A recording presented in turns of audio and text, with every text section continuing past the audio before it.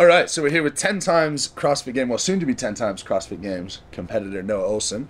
And we're going to dive today a little bit into your background, where you came from, and what led up to the start of the first CrossFit Games. So, obviously, first, thank you very much for joining us. My pleasure. Thanks for being here. What do you reckon the temperature is right now? Man, it's at least 85, maybe going to creep up to 90 once the sun gets a little higher in the sky. My sweat is equally because I'm nervous to talk to Noah. I got you. Hot as hell in the Florida heat. A little toasty. But we're here in Miami and very keen to learn about one of the legends of the sport. Now, you're one of the people who was in, before we get into like Upbringing, you're one of the people who was in the 2014-15 Docos? I believe so. And before we even get into that, I'm only agreeing to all this if I get to learn a little bit about you as well and kind of your journey. This can't be a one-sided street. Sure, that's fine. Deal. So, 2014-2015 documentaries. Talk about how that set up CrossFit in general. The documentary specifically? Uh-huh. Yeah, I think that... So there's two major film pieces that would happen back in the day. 2014 was my first year competing at the games, and there was like a very high quality production of movie that was made that year that lived on Netflix and whatever those other big platforms are. And that was the Buttery Bros one. I don't know if the Buttery Bros were the first ones to produce that. That might have been CrossFit with the Buttery Bros kind of like having their hands on it a little bit. Sure. Heber and Marston worked for CrossFit before they were the Buttery Bros. Right. So there was like a high quality production one, and then there was this behind the scenes piece that got released every year that was filmed by Savan Matosian, who has his own podcast now. But I feel like the high quality production that you could like buy on Apple, whatever those are, Apple movies, that got a lot more of the non-CrossFitters to kind of get their eyeballs on it and some awareness on the sport from the outside. Kobe's leaping up the fence in the background. They've got two dogs back there, Max, who is mine, and then Crazy Kobe, who you might be able to see back there, like literally about to hop over a 6-foot fence to catch a squirrel. We're puppy sitting her for my best bud Aaron this weekend. Anyway, so the documentary, the high quality one, not that Savan's not high quality, but the movie style one, cinematic, got a lot of eyes on CrossFit from non-CrossFitters, and I think really helped to propel the sport into popularity around that time. The behind the scenes piece, that was for people that were kind of already into CrossFit and wanted to get to know the athletes a little bit better and all the little nuances of what goes on behind the scenes at the games. Yeah. But yeah, I think both of them were very beneficial because it was just more media coverage on the athletes, which is what people wanted at the time. Yeah. They've kind of, I wouldn't say that they fully fizzled out, but there's not as much emphasis that goes into making those films as much anymore, which I think everybody's probably a little bit sad about. Yeah. Do you think that's for worse? I think so, yeah. I mean, I can't imagine why it would be a bad thing for there to be these movies that kind of profile all the athletes and tell the story of the CrossFit Games. Like, I'm pretty sure everybody wins from that, but yeah, CrossFit's gone through a lot of changes over the last handful of years, and I think the emphasis on creating media has taken a little bit of a backseat. Yeah, I'm learning a lot as I go through the process of learning about CrossFit. That's cool. I've learned a lot about how CrossFit's been over the past couple of years. Let's steer away from that because I think the documentary is a great way to start the conversation because that was my introduction to you. Cool. And there's probably maybe 5-6 of you left who are featured in that documentary who are now still going. Yeah. And I laughed like as I came in because we were looking some stuff up about you before we came, and you were like the old dude at 33. Yeah. You got such a long way to go. Now let's go all the way back.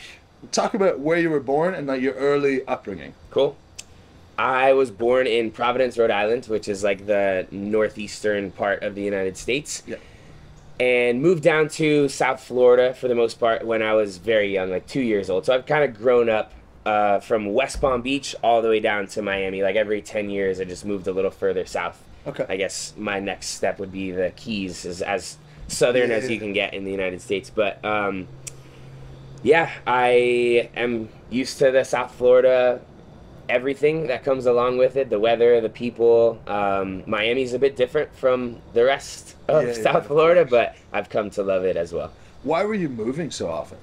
It wasn't that often. I probably made that sound a little more dramatic than it was. We moved down for my dad's job when I was 2 to West Palm, moved to Fort Lauderdale like 10 years after that. Okay, right. And then when I was graduating high school and going to university, I actually did my freshman year at Clemson in South Carolina, just to kind of, like you said, like get away, try something new, broaden my horizons. Yeah. Decided to come back to all the way Miami, from Florida to South Carolina. Yeah, not a huge shift, but big enough. Yeah. Yeah. So I read something online, and it's funny, like I'm just starting to get into the space now where like you read something online, where did that come from? Yeah. Some of it's actually not true, which is crazy. Not even close to. I feel like real big celebrities, that's very that happens often, like tabloids and stuff. Yeah. I don't feel like we're big enough celebrities yet that there would be false information being disseminated online, but every now and then you run into something where it's like, that is absolutely nowhere near the case. I came across one and it said my net worth was 20 million. Let's go. Yeah. It's congratulations. Good. Thank you very much. And my parents' names are wrong. And like I've never spoken about Ashley publicly. And you're like, where does any of that information come but from? Yeah. Along that vein, it said that you had spent a lot of time in Europe when you were growing up. What? Yeah. That's, again, absolutely not true. I just went to Europe for the very first time in December. Right. We went to London for a few weeks for a Gymshark thing, but other than that, zero travel abroad. So talk to us then, like elementary school, what sports you played? In Florida, you had to have played football at some stage. I did play flag football a little bit growing up, like as a little kid. A little bit of soccer, and then I got into lacrosse, was kind of my main sport. My dad, my dad played in college, and I loved that. Are you even familiar with that? I'm sure. Lacrosse is the national sport of Canada. Oh, no way. Yeah. Okay. Huh. I did not know that. Strange, eh? Interesting. Yeah. But makes sense. Loved lacrosse. Thought that I was going to do that, like college, professionally and everything. Got to high school. My high school did not have a lacrosse team. Oh, right. So switched things up, did a little bit of wrestling. Didn't love that. Swimming and water polo, kind of stuck with that throughout high school and a little bit of college, and then found CrossFit, and here we are. Yeah, because your background, if you just look up strict background, it comes up as water polo. Okay. And did you play that at Clemson? I played club at Clemson, which is not very serious. Yeah. It was kind of like walk on just for fun thing. But even to play water polo, you gotta be good.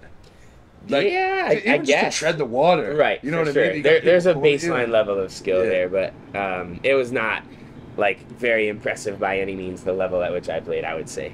Yeah. Relative to some of the other guys. What about you? What's your sporting background?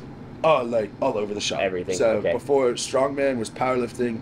Before powerlifting, I ran marathons. Wow. Before running, bodybuilding, I played football at college. Cool. Played golf. Like going into college, I had the choice to like golf D1 in the States or play football in Canada. Okay. So yeah, I've been all over the shop. You were not always as big a fella as you are now. I was. I just always rejected it.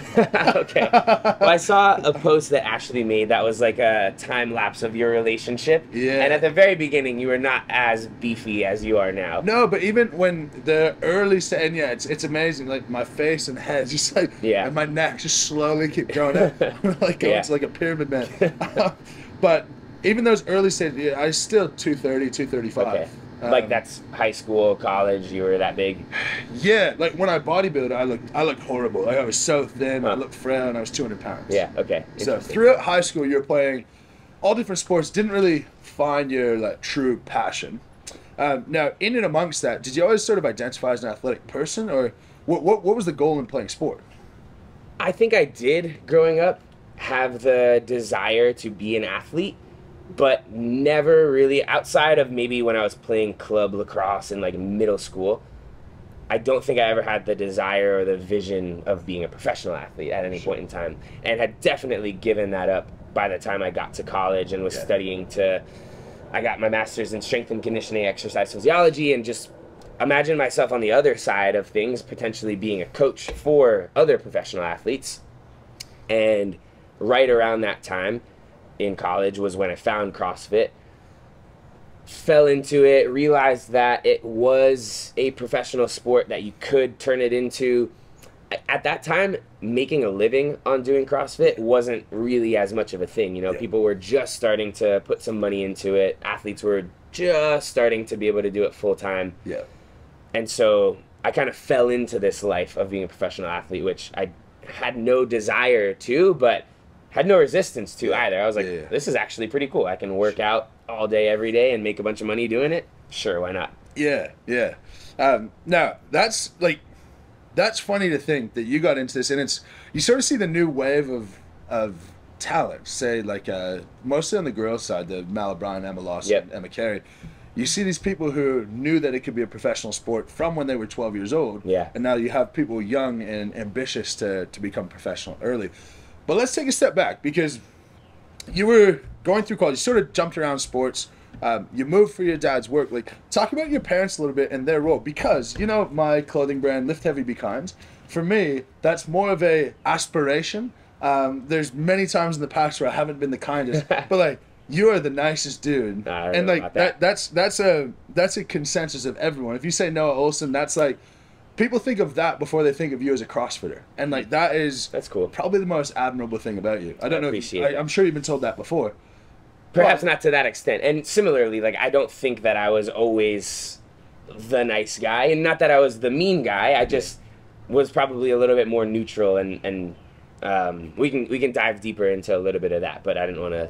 Yeah, no, let's do it, because I want to just find out, like, your support system and your structures around you to get to where you are must have been really good. But tell us about the times when, like, maybe you weren't as like jovial, as nice, as welcoming to people. Yeah, man, you know, it's interesting. I think if I kind of start a little closer to where we're at on the timeline and then go further back, part of it is what I was just mentioning to you before, that I've fallen into this lifestyle that is very enjoyable, very fun, very fortunate, like, and I think that gives me this like unfair advantage of just living this pretty cool life that it's hard to complain about. You know, there's not a whole lot to get upset about when I get to go hang out in the gym every day with fun, fit people and like have a beautiful home that I've been able to build.